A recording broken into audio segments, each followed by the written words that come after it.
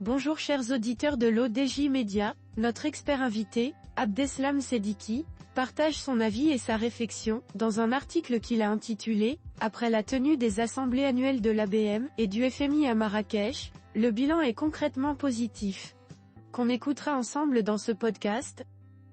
Notre économiste débute son article de la manière suivante. Après la tenue des assemblées annuelles de l'ABM et du FMI à Marrakech, tous les participants sont rentrés chez eux visiblement satisfaits. Le mérite revient en grande partie au pays hôte, qui a su réunir toutes les conditions de logistique et de sécurité pour assurer un bon déroulement des travaux mettant en œuvre son expertise acquise au fil des années. Car ce n'est pas la première fois que notre pays accueille dans la ville ocre des événements de cette ampleur. Déjà en 1994, Marrakech a abrité la réunion donnant lieu à la naissance de l'OMC, Organisation mondiale de commerce, qui a succédé au GATT. Puis en 2016, au même endroit s'est tenue la COP22. Sans parler des autres rendez-vous à caractère sportif ou autres. Notre expert invité ouvre la voie à sa réflexion par ces mots. Après la tenue des assemblées annuelles de l'ABM et du FMI à Marrakech, tous les participants sont rentrés chez eux visiblement satisfaits. Le mérite revient en grande partie au pays hôte, qui a su réunir toutes les conditions de logistique et de sécurité pour assurer un bon déroulement des travaux mettant en œuvre son expertise acquise au fil des années.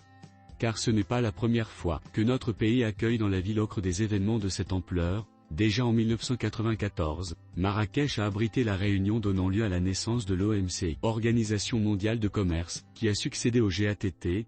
Puis en 2016, au même endroit s'est tenue la COP22. Sans parler des autres rendez-vous à caractère sportif ou autres. Pour ce qui est de l'ordre du jour de ces assemblées et des thèmes débattus, force est de reconnaître également la richesse et la pertinence des choix des sujets embrassant la problématique de la dette, la lutte contre la pauvreté et le changement climatique, l'inclusion financière, les perspectives économiques mondiales, l'agenda 2030 des Nations Unies, la nouvelle économie. L'Afrique et le Maroc ont été bien évidemment à l'honneur. Le continent africain a fait l'objet d'une attention particulière.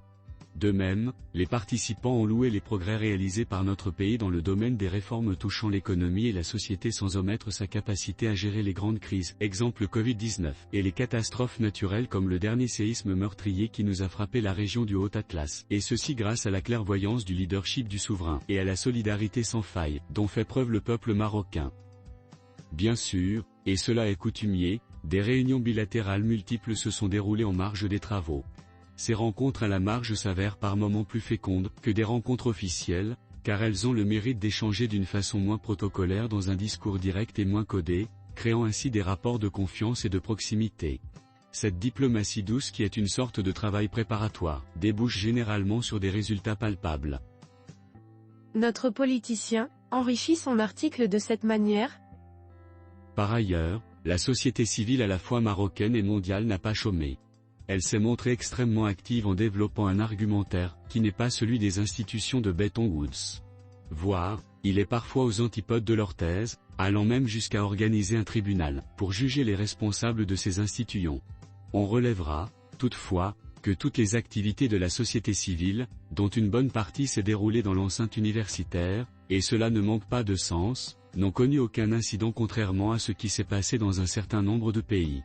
Ce qui dénote son niveau de maturité et son attachement aux valeurs démocratiques.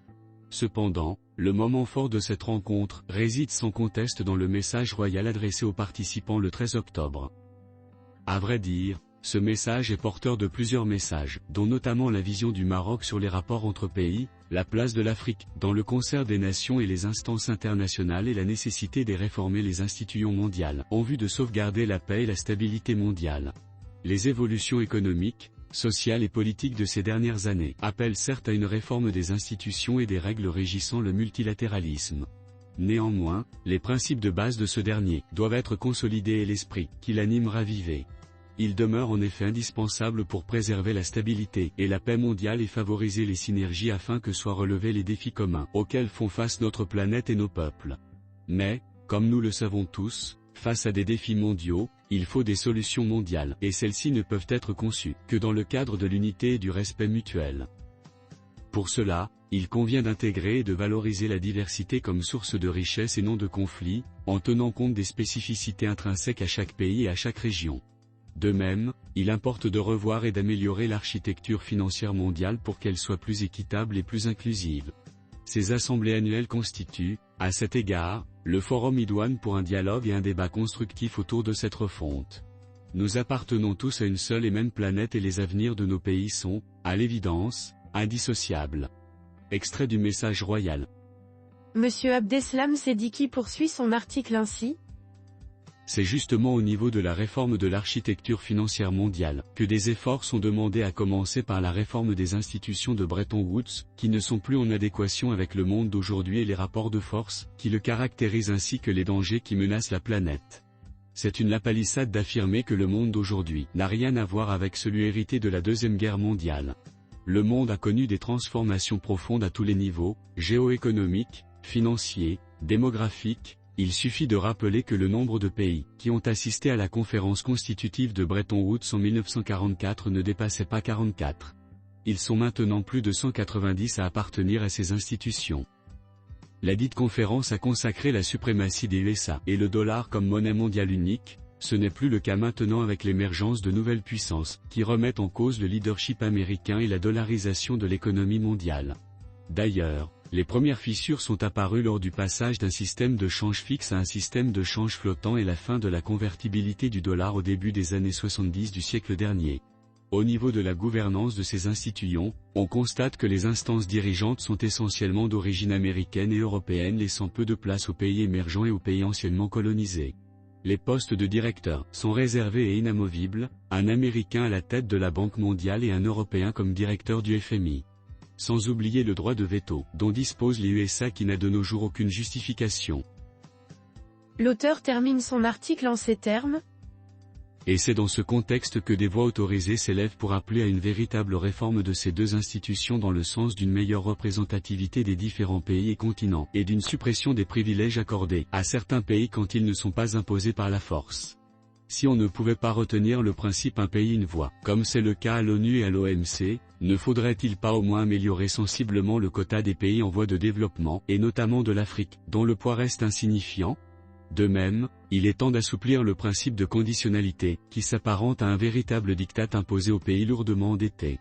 C'est en procédant à ces réformes que ces institutions gageraient l'adhésion des peuples qui voient toujours d'un mauvais œil leur intervention.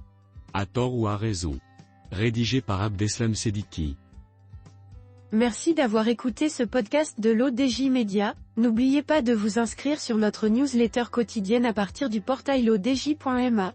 Alors, on se dit au prochain podcast de nos experts invités, et à très bientôt.